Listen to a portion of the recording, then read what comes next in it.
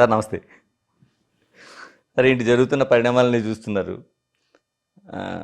నేనంటుంది ఎందుకు సార్ అసలు సినిమా ఇండస్ట్రీలో ఏదైనా ఒక మంచి మాట చెప్పాలంటే, అంటే అది మీరు సీనియర్గా ఉన్నారు, దర్శకుడిగా చేశారు, నాన్నగారి దగ్గర నుంచి ఇండస్ట్రీలోన ఉన్న ఫ్యామిలీ మీది, ఏమి నిన్న కాక మొన్న వచ్చింది కాదు. ఒక మాట చెప్పాలంటే ఎందుకు మీతో వాళ్ళు అంత భయపడాల్సిన అవసరం ఏంటి, అంత ధైర్యం చేయాల్సిన అవసరం ఏంటి అసలు? భయమేం లేదు, ఎవరు భయపడతారు నేను అనుకోను, కానీ మనకెందుకు వచ్చిన గొడవ అనుకుంటారు అనుకోండి. నేను అనుకోవటం భయపడతారు నేను నమ్మను. మనకెందుకు వచ్చింది లేనిపోయింది. ఇప్పుడు ఏమవుతుందంటే ఇక్కడ బిజినెస్ మనకి.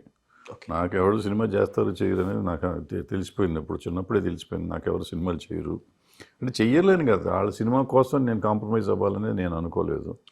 సో నేను ఎప్పుడు కాంప్రమైజ్ అవ్వలేదు కాబట్టి వాళ్ళు ఎప్పుడు కాంప్రమైజ్. అందరూ చాలా ప్రేమగా ఉంటారు నాతో, కానీ మీరు చూడండి నాతో ఎవరో సినిమా చేయలే. డైరెక్టర్లు కానీ హీరోలు కానీ ఎవరు నాతో సినిమాలు చేయరంటే వాళ్ళ వేరియస్ రీజన్స్ అయ్యి. నేను డబ్బులు ఇవ్వనా, ఇస్తాను అందరికీ మొత్తం ఫుల్ అమౌంట్ ఇస్తాను రోజులు కూడా ఉన్నాయి. వాళ్ళు చేయరు అంటే వాళ్ళకి ఎందుకు వచ్చిన తర్వాత ఏదైనా వస్తే అనే ఫీలింగ్ ఏంటో తెలియదు వాళ్ళకి. ఏదో సార్ అసలు ఎందుకంటే ఏదో మంచి సినిమాలు చేశారు, చిరంజీవి లాంటి హీరోలతో సినిమా ఎందుకులే దాని మీద డిస్కషన్ ఎందుకు, కానీ దాని ఇప్పుడు కాదు పాయింట్. సో నేను లాగానే ఉంటాను, నేను మారను కాబట్టి. సో నేను లాగానే కంటిన్యూ అవుతున్నా. మిగిలిన వాళ్ళకి ఏంటంటే పలానా వాళ్ళతో పని ఉంటుంది మనకి, ఎందుకు ఏది మాట్లాడినా తప్పు అవుతుంది కదా అనేది పాయింట్. అందుకు నేను దానికి చెప్తానికి చెప్పారు తప్ప ఆ డేట్లు ఇవ్వలేదు అనేది బాధ లేదు, నాకు ఇబ్బంది ఏం లేదు. అంటే 50 ఏళ్ళు అయిపోయింది, ఆల్మోస్ట్ చూస్తే 40 దాటింది. 40 ఏళ్ళ నుంచి నడిపిస్తాను ఉన్నాం.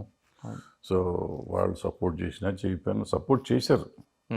ఇండస్ట్రీ నన్ను సపోర్ట్ చేసింది ఇంతకాలం, లేకపోతే నేను ఉండేవాడిని కాదు. అంతే కదా. నాకు సినిమాలు చేశారా చేయలేదనేది పక్కన పెడితే, బట్ అదర్వైజ్ నాకు ఫుల్ సపోర్ట్గా ఉన్నారు అందరూ, మోరల్గాను ఫిజికల్గాను సపోర్ట్గా ఉన్నారు.